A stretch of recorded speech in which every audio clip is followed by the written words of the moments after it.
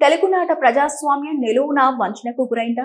అధికార పీఠం కోసం ఇచ్చిన హామీలు కేవలం కాగితాలకే పరిమితమయ్యాయా? నమ్మి ఓటేసిన రాష్ట్ర ప్రజలకు కూటమి ప్రభుత్వం ఇచ్చిన బహుమతి వెన్నుపోటు మాత్రమేనా? అవునంటోంది వైఎస్ఆర్ కాంగ్రెస్ పార్టీ. నేడు నంద్యాల వేదికగా వైసీపీ జిల్లా కార్యాలయంలో కూటమి ప్రభుత్వ 2 ఏళ్ల వైఫల్యాలపై వైసీపీ నేతలు జిల్లా అధ్యక్షుడు మాజీ ఎమ్మెల్యే కాటసాని రాంభూపాల్ రెడ్డి, మాజీ ఎంపీ పూజా బ్రహ్మానందరెడ్డి, అలాగే ఎమ్మెల్సీ ఇసాక్ బాషా, మాజీ ఎమ్మెల్యేలు Shilpa Ravichandra Kishore Reddy, Gangula Vijendranath Reddy, CEC member PT Nagireddy, Srisailam నియోజకవర్గ పరిశీలకుడు పిటి మధుసూదన్ రెడ్డి హాజరై వెన్నుపోటు 2 ఏళ్లు కూటమి ప్రభుత్వ మోసాలపై పుస్తకం, వాల్ పోస్టర్, కరపత్రాలు ఆవిష్కరణ కార్యక్రమాన్ని నిర్వహించి యుద్ధ పేరు మోగించారు. అనంతరం ఏర్పాటు చేసిన మీడియా సమావేశంలో జిల్లా అధ్యక్షుడు కాటసాని రాంభూపాల్ రెడ్డి, శిల్పా రవిచంద్ర కిషోర్ రెడ్డి మాట్లాడుతూ రాష్ట్రంలో కూటమి ప్రభుత్వం అధికారంలోకి వచ్చి 2 సంవత్సరాలు పూర్తయిన సందర్భంగా ముఖ్యమంత్రి చంద్రబాబు నాయుడు ఎన్నికల ముందు ప్రజలకు ఇచ్చిన హామీలు, వాగ్దానాలను నెరవేర్చలేదని, రాష్ట్ర ప్రజలను నయవంచన మోసం చేసి వెన్నుపోటు పొడిచారని విమర్శించారు. రాష్ట్రంలో యువతకు ఉద్యోగాలను కల్పించలేదని, నిరుద్యోగ వృత్తి, మహిళలకు శ్రీనిధి పథకం అమలు కాలేదని, తల్లికి వందనం, రైతు భరోసా వంటి పథకాలను పూర్తి స్థాయిలో ఇచ్చిన వాగ్దానాలను అమలు చేయలేదని విమర్శించారు. రైతులకు గిట్టుబాటు ధరలు కల్పించలేదు, మొక్కజొన్న రైతులకు నట్టేట ముంచారని, అలాగే జొన్నల కొనుగోలు కూడా అరకొరగా చేపట్టారని విమర్శించారు. రోడ్డుని 18 కోట్ల రూపాయలతోటి ఆ రోజు మేము శాంక్షన్ చేయించేసి వర్క్ స్టార్ట్ చేసినాం. 2 సంవత్సరాలు దానన్నా పూర్తి చేసినారా అని అడుగుతాను. మెడికల్ కాలేజ్ని తీసుకొచ్చిన మెడికల్ కాలేజ్లో ఒక్క బిల్డింగ్ అన్నా 2 సంవత్సరాలు ఒక్క బిల్డింగ్ అన్నా పూర్తి చేసినారా అని అడుగుతాను. 6 టర్మ్స్ సీనియర్ మోస్ట్ మంత్రి నియోజకవర్గానికి ఏం చేసినారంటే ఏం చెప్పుకోలేనటువంటి పరిస్థితి. తెలుగుదేశం వాళ్ళని అడుగుతేనేమో ఎంతసేపు ఉన్నా సరే గొడ్డల పార్టీ, లేకపోతే అది ఆడ చేసినాడు, ఇది ఈడ చేసినాడు. మీరేం చేసినారు చెప్పండి సార్. మేమేం చేసినాం? మేము చేసినామా చేయలేదా ప్రజలకు తెలుసు. మీకు ఓట్లు వేసినారు, మిమ్మల్ని గెలిపించినారు. మీరేం చేస్తారు? ఎంతసేపు ఉన్నా మా మీద పడేదానికంటే మీరు ప్రజలకి ఏం చెప్పినారు, ఏం చేసినారు, ఏం చేయబోతున్నారు, ఇది మాట్లాడమని చెప్పేసి మేము కోరుతున్నాం.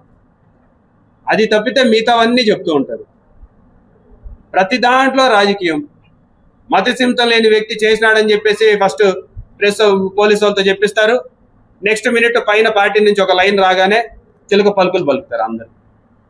ఒకటే స్టోరీ, ఆడ నుంచి అదే స్క్రిప్ట్ అట్లనే కూర్చొని ఎవ్వరు కూడా కదలకుండా తల తిప్పకుండా అట్లనే ఇదే స్క్రిప్ట్. ఓకే, గొడ్డలి పార్టీ, జీ అంటే గొడ్డలి, విశాఖపట్నంలో జీ అంటే గొడ్డలి, ఇదే స్టోరీ. ఇప్పటికైనా మేల్కోనండి. 2 సంవత్సరాల్లో మీ ప్రభుత్వం వచ్చిన తర్వాత మీరేం చేసినారు? 2 సంవత్సరాలకు మునుపు మీరు అధికారంలోకి రావడానికి చెప్పినటువంటి హామీల్లో మీరు ఎన్ని నెరవేర్చినారు? సూపర్ 6ని ఎంతవరకు అమలు చేసినారు? గతంలో ఇచ్చినటువంటి పెన్షన్లకి ఎన్ని అదనంగా ఇస్తున్నారు? గతంలో ఇచ్చినటువంటి రేషన్, ఇంటికాడికి తీసుకెళ్లి ఇచ్చిన రేషన్ని ఈ రోజు మీరు ఏ విధంగా పంపిణీ చేస్తున్నారు? ఎంతమంది ఉద్యోగాల్ని కల్పించినారు, ఎంతమంది ఉద్యోగాల్ని పోగొట్టినారు? దీని గురించి మాట్లాడమని చెప్పేసి మేము తెలుగుదేశం నాయకులందరినీ కూడా కోరుకుంటూ, మరి ఈ కార్యక్రమాన్ని వైఎస్ఆర్సీపీ పార్టీకి సంబంధించిన కార్యకర్తలం, నాయకులం అందరం కూడా ప్రజల్లోకి దీని మీదనే మాట్లాడదాం.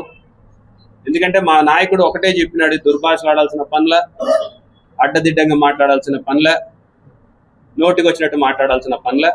సబ్జెక్ట్ మీద మాట్లాడదాం, సబ్జెక్ట్ వరకే మాట్లాడదాం. రాజకీయాలు అంటే మళ్ళీ తిరిగి ప్రజల్లో ఒక గౌరవం పొందేలాగా మాట్లాడాల్సిందిగా మా నాయకుడు చెప్పినాడు. వైఎస్ఆర్సీపీ తరఫున మేము అదే పాటిస్తాం. మీకేమన్నా మీ నాయకుడు ఏ విధంగా చెప్పినాడో మాకైతే తెలీదు. మీరు కూడా మాతో ఏకీభవిస్తారని మేము అనుకుంటూ, మరి నాయకులం, కార్యకర్తలం అందరం కూడా ప్రజల్లోకి దీన్ని తీసుకెళ్లాల్సిందిగా, ఏ రకంగా అయితే యువతకి, మహిళలకి, రైతులకి అన్ని రంగాలలో ఏ రకంగా అయితే అన్యాయం జరిగిందో ప్రజలకి వివరించాల్సిందిగా మేము మా పార్టీ నాయకులను కూడా కోరుకుంటూ, ఈ అవకాశం ఇచ్చిన మీ అందరికీ కూడా ధన్యవాదాలు తెలియజేసుకుంటూ సెలవు. ఈ విధంగా పెట్టి చేస్తే మిమ్మల్ని ఏమనాలో ఒకసారి చెప్పండి. 2023లోనే ఆ క్యాండిడేట్ మా పార్టీ వదిలిపెట్టిపోయి మీకు జనసేనకు సంబంధించిన పవన్ కళ్యాణ్ వాల్ పోస్ట్ మొత్తం బ్యానర్ వేసి ఎలక్షన్లు అయిపోయిన తర్వాత ఫర్కోడు కమ్మడి ఉండి ఫోటో దిగినది మా వైఎస్ఆర్సీపీ, తెలుగుదేశమా? మీరు ఒకసారి ఆలోచించండి. మీరు చేసిన తప్పు మీద మళ్ళా తప్పు. డాక్టర్ సర్టిఫికేట్ చేస్తే దాంట్లో మీరు 9 సెప్టెంబరు 2026 అంటే మీరు మోసం చేస్తున్నారనేది డైరెక్ట్గా తెలిసిపోయే పరిస్థితి. ఒకటి ఏమంటే పాపం చంద్రబాబు నాయుడు కూడా ఈ రాష్ట్రంలో ఉండే పరిపాలన మీద ఇంట్రెస్ట్ ఉందో లేదో తెలియదు, కానీ పాపం దీని మీద మాట్లాడేంత టైం దొరికినందుకు మాత్రం చంద్రబాబు నాయుడు మాత్రం కృతజ్ఞత చెప్పాల్సిన అవసరం. చేయాల్సిన పని ఈ ప్రజలకు ఇచ్చిన, మీరు ఎలక్షన్లో చేసిన వాగ్దానాల గురించి మాట్లాడండి. ప్రతి ఒక్క మీటింగ్లో మేము సూపర్ 6 అన్ని కూడా పూర్తి అమలు చేసినామని చెప్పే పరిస్థితి ఉంటే, మీరు ఎంతమందికి నిరుద్యోగ భృతి ఇచ్చినారు, ఎంతమందికి స్త్రీశక్తి కింద డబ్బులు ఇచ్చినారు, ముందు అది చెప్పండి.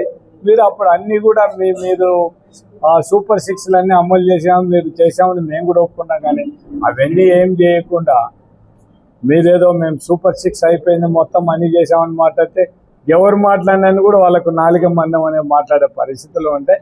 అంటే మీరు ఏం చెప్తే దాన్ని మేము సపోర్ట్ చేయాలని ఎవరు ఏం మాట్లాడకుండా పాపం నారా లోకేష్ బాబు పాపం ట్విట్టర్లో పెట్టడం జరిగింది.